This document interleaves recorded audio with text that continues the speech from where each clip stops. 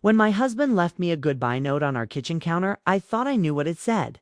I thought I understood the message. But there was one word, wrong, just one tiny typo that my meticulous perfectionist husband would never have made. And that single spelling mistake unraveled everything I believed about my marriage, exposed a plot to kill me, and ultimately saved my life. If you want to know what word was wrong, how I figured it out, and what happened when I discovered the truth behind that note, stay with me. And please, before we begin, subscribe to this channel and turn on notifications, because this story is about the small details that reveal enormous lies, about trusting your instincts when something feels wrong, and about how sometimes the tiniest clue can be the difference between life and death. Let's start. My name is Catherine Walsh, and I'm 43 years old. The day I found the note was a Tuesday morning in October, one of those crisp autumn days when everything smells like dying leaves and possibility. I'd woken up alone, not unusual, since my husband Michael often left early for his job as a financial analyst. But something felt different that morning. The house was too quiet. The coffee pot was cold. His side of the bed looked untouched, like he'd never come home the night before. I found the note on the kitchen counter, propped against the salt shaker, written in Michael's neat handwriting on our monogrammed stationery. My heart started pounding before I even read it, because in 15 years of marriage, Michael had never left me a note.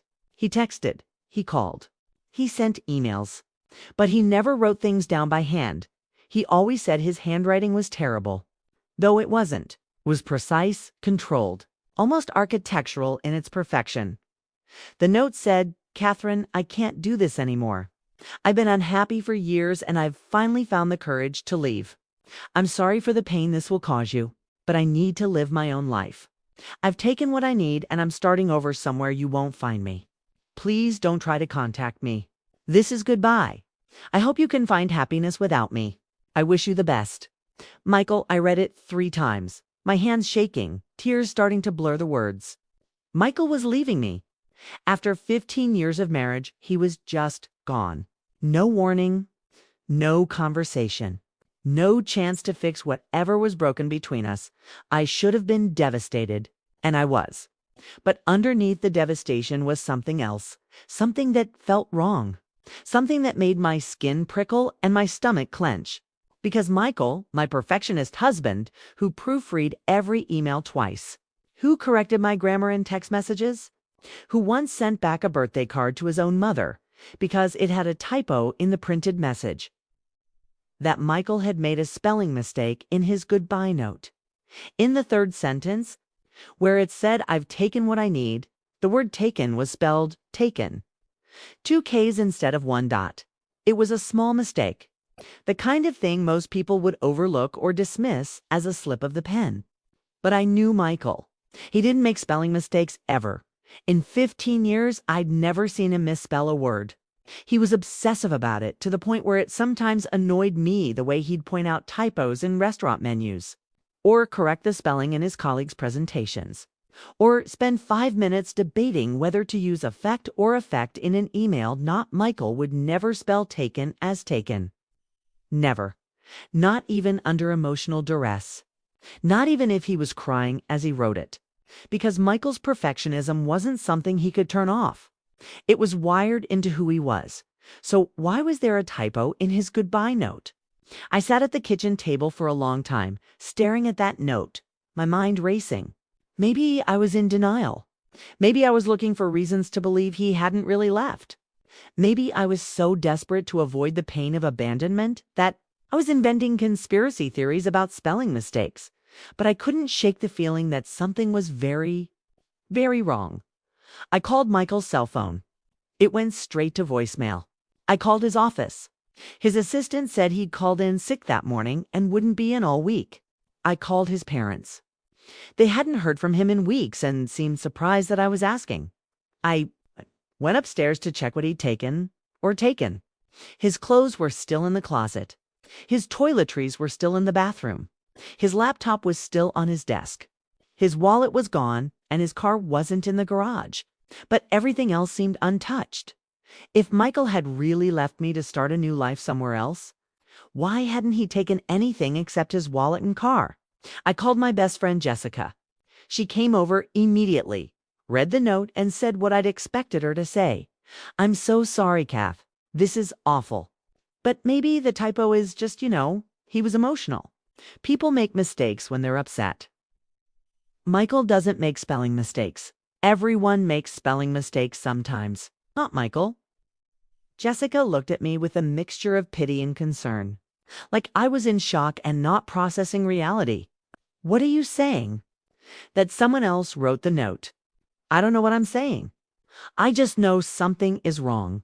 You want me to stay with you tonight?" "No. I need to think."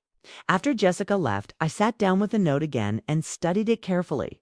The handwriting looked like Michael's, the same precise, controlled script he'd always used. But the more I looked at it, the more I noticed other small things that felt off. The spacing between words was slightly irregular. The slant of certain letters was just a degree or two different from his usual style. And there were hesitation mark-stain spots where the pen had paused mid-word, as if the person writing was thinking too hard about what they were writing. Michael's handwriting never had hesitation marks. He wrote the way he did everything else, decisively, without second-guessing. I was reaching. I knew. I was looking for reasons to doubt the obvious explanation. But I couldn't help it. My instincts were screaming that something was wrong. And I'd learned over 15 years of marriage to trust my instincts about Michael, especially when he was trying to hide something from me. I decided to do something I'd never done before. I called the police. The officer who answered was patient, but skeptical. "Ma'am, if your husband left you a note saying he was leaving, that's not a crime. Adults are allowed to leave their spouses. I understand that, but I think something might have happened to him." "Why do you think that?" "Because there's a typo in the note. My husband would never make a typo." There was a pause. "Then you're calling to report a missing person because of a spelling mistake. I know how it sounds. But you don't know my husband. He's obsessive about spelling. He would never write taken with 2 Ks. Never. Is there any other reason to think he might be in danger? Has he been threatened? Are there signs of a struggle?" "No." "But, ma'am, I understand this is difficult. But unless there's evidence of foul play, we can't open a missing persons investigation. If you haven't heard from him in 48 hours, call us back and we'll file a report. In the meantime, try his friends, family, workplace. He probably just needed some space, and he'll reach out soon." The officer was kind, but it was clear he thought I was a spurned wife in denial. After I hung up, I felt stupid and irrational. Maybe Jessica was right. Maybe I was inventing problems because I couldn't face the simple, painful truth that my husband had left me, but I couldn't let it go. I spent the rest of the day going through Michael's things, looking for clues. His laptop was password protected. But I knew his passwords. He used the same 3 or 4 for everything, rotating them according to a pattern only he understood. I logged in and started reading his emails. Most of it was boring work correspondence. But buried in his sent folder from 3 weeks ago, found an email to someone named D. Reeves with the subject line "Timeline." The email said, "Let's move the timeline up. I need this done by the end of the month. Same terms as discussed. Confirm receipt." K. Reeves had replied, "Confirmed. End of month. Final payment on completion." Final payment for what? Who was D. Reeves?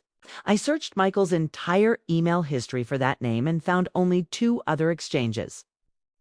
One from 6 months ago setting up an initial meeting, and one from 3 months ago discussing terms and conditions. Without specifying what they were for, I Googled D. Reeves and got millions of results. It was too common a name. I tried adding Michael's company name and city, but nothing useful came up. Then I remembered Michael's credit card statements. I logged into our joint account and started scrolling through his charges from the past 6 months. Most were predictable gas, groceries, restaurants, work expenses. But there were 3 charges I didn't recognize. $5,000 to something called Doctor Consulting in August. Another $5,000 to the same company in September. And a pending charge for $10,000 dated yesterday, the day before he supposedly left. Doctor Consulting D. Reeves. Michael had paid someone named D. Reeves $20,000. Over the past 3 months for something he'd kept secret from me, my hands were shaking as I Googled doctor consulting. No results. I tried adding the city name. Still nothing. It was either a very small operation or it didn't officially exist. I called our credit card company and asked for details about the charges. The representative said they were made to a PayPal account and she couldn't give me more information without a subpoena. I hung up and sat in Michael's office, surrounded by his things, and let myself think the thought I'd been avoiding all day. What if Michael hadn't left me? What if something had happened to him? What if the note was fake? But if the note was fake, who wrote it? And why? The typo.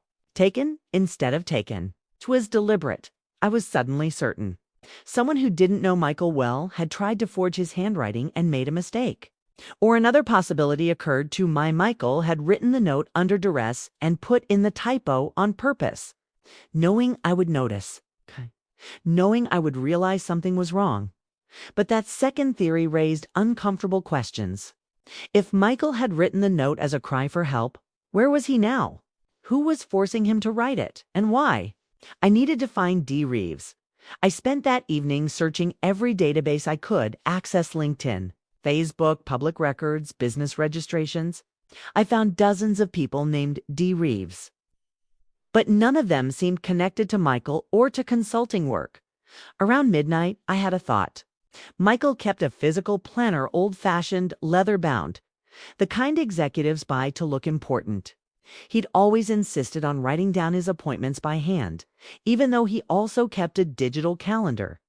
I found the planner in his desk drawer and flipped through the past few months. Most entries were work meetings and dentist appointments.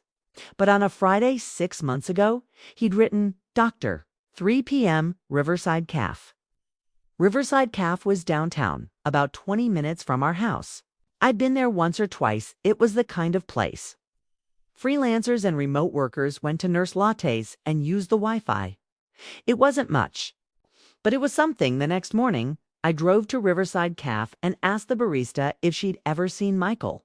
I showed her a photo on my phone. She squinted at it and shook her head. Lots of people come through here.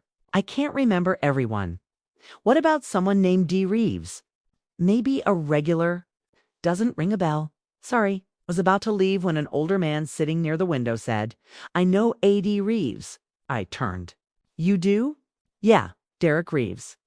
Private investigator. Has an office a few blocks from here. Real sketchy guy. I hired him once to follow my ex-wife. He got good photos but charged me double what we'd agreed on." "Why are you looking for him?" My heart was pounding. My husband hired him for something. I'm trying to figure out what. The man gave me directions to Derek Reeves's office's second-floor walk-up above a pawn shop. I thanked him and left immediately. Derek Reeves's office was exactly as sketchy as promised. The door had a frosted glass window with D. Reeves Private Investigations stenciled in peeling gold letters. I knocked. No answer. I tried the handle locked. I was about to leave when a man came up the stairs, 50s. Overweight, wearing a wrinkled suit and carrying a coffee that smelled like bourbon. "Help you?" he said. "Are you Derek Reeves?" "Who's asking?" "My name is Catherine Walsh. My husband Michael hired you for something. I need to know what." His expression shifted, wariness, replacing casual curiosity. "I can't discuss my clients. My husband is missing. He left a note saying he was leaving me, but I don't believe it. I think something happened to him. And I think whatever you were doing for him is connected." Derek looked at me for a long moment, then unlocked his office door. "Come in." His office was cramped and smelled like old cigarettes. File cabinets lined one wall. A desk covered in papers sat in the center. He gestured to a chair and sat down behind his desk. "Your husband hired me 6 months ago," he said. "Wanted me to follow you?" The words hit me like cold water. "What?" "Said he thought you were cheating." "Wanted proof." "I'm not cheating. I've never cheated." "I know." I told him that after 2 months. Showed him all my reports. You go to work, you come home, you have lunch with your friend Jessica, you go to the gym. That's it. No affair. No secret meetings. Nothing. Then why did he keep paying you? Derek hesitated. He didn't. Not for surveillance. After I told him you weren't cheating, he asked me to do something else. What? He asked me to help him disappear. I stared at him. What do you mean, disappear? New identity. New bank account under a different name. Help selling his car to an untraceable buyer. Advice on how to leave the country without being tracked. I told him I don't usually do that kind of work. But he offered me 20 grand, so I made an exception. When was this? 3 months ago?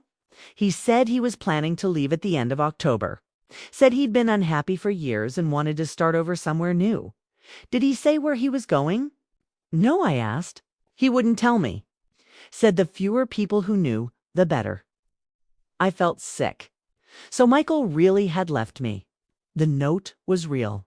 I'd been inventing conspiracy theories because I couldn't accept the truth. But then Derek said something that changed everything. Thing is, your husband was careful, almost paranoid. He made me sign an NDA. He paid me in cash, no paper trail. He didn't use his real name in our communications. And he was meticulous about details. Guy like that doesn't spell taken with 2 Ks. I looked up sharply. You saw the note. No, but you said he left you a note. And I'm guessing there was a typo, and that's why you're here. Am I right? Yes. How did you know? Because 3 weeks ago, your husband called me in a panic. Said he needed to meet me immediately. I met him at Riverside Cafe, same place as our first meeting. He looked terrible, scared. He said someone had found out he was planning to leave. Said this person was threatening him. Said he needed my help. Who was threatening him? He wouldn't tell me. Said it was better if I didn't know. But he gave me instructions. He said if anything happened to him, if he disappeared or died, or if I heard he'd left you suddenly, I should give you this. Derek opened a drawer and pulled out a sealed envelope with my name on it. He paid me 5 grand just to hold on to this and give it to you if you came looking for me. Said you'd figure it out eventually because of something in the note he'd be forced to write. Said you were smarter than anyone gave you credit for. My hands shook as I took the envelope. Inside was a single piece of paper in Michael's handwriting this time. Not the carefully controlled script of the goodbye note. It said, Catherine, if you're reading this, I'm either dead or being held somewhere against my will. 3 weeks ago, I discovered that someone has been embezzling from my company using my credentials. I don't know who, but they found out I knew. They've threatened to kill me if I go to the police or tell anyone. They're forcing me to disappear so they can frame me for the embezzlement. They're going to make it look like I stole millions and ran. I refused. So they said they'd kill you instead. I couldn't let that happen. So I'm going along with their plan. If I write the goodbye note exactly as they dictate, they promise they'd let me go and leave you alone. I didn't believe them, but I had no choice. I put a deliberate typo in the note, taken instead of taken, because I knew you'd notice. I knew you'd investigate. I knew you'd find Derek. If you're reading this, you're in danger. The person doing this is someone close to us. Someone who knows our routines, our passwords, our lives. I don't know who, but please, go to the police. Show them this letter. Tell them to look at the company's finances. And Catherine Eam, sorry for everything. I never wanted to leave you.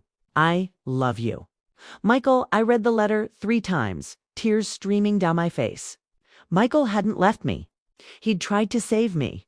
And now he was missing, either dead or being held captive by whoever was, framing him for embezzlement. Looked at Derek. We need to call the police now. What? Followed was a whirlwind of police investigations, FBI involvement, forensic accounting. And eventually, 3 weeks after I found the note, the arrest of Michael's business partner, James Whitmore, for embezzlement, extortion, kidnapping, and attempted murder. James had been stealing from the company for 2 years, using Michael's login credentials to cover his tracks. When Michael discovered the theft and threatened to report it, James panicked. He forced Michael at gunpoint to write the goodbye note, planning to kill him afterward and make it look like suicide. But Michael's deliberate typo and my refusal to accept the note at face value unraveled James's plan. Michael was found alive, held in a storage unit James had rented under a fake name. He was dehydrated and traumatized, but physically unharmed. James had been planning to kill him once he'd successfully transferred the embezzled funds offshore. But my investigation had moved faster than his timeline. The typo saved both our lives. Michael and I are still together. The marriage counseling has been hard. There's a lot of trauma to work through, a lot of trust to rebuild. But we're trying. And I've learned something important. Sometimes the smallest details, a single misspelled word, a hesitation mark in handwriting, it's an instinct that something is wrong can be the difference between life and death. Trust your gut. Pay attention to the details. And if something feels wrong, don't let anyone, not friends, not police, not even your own doubt convince you to ignore that feeling, that typo. That single spelling mistake my perfectionist husband would never have made was his way of screaming for help when he couldn't make a sound. And I heard him.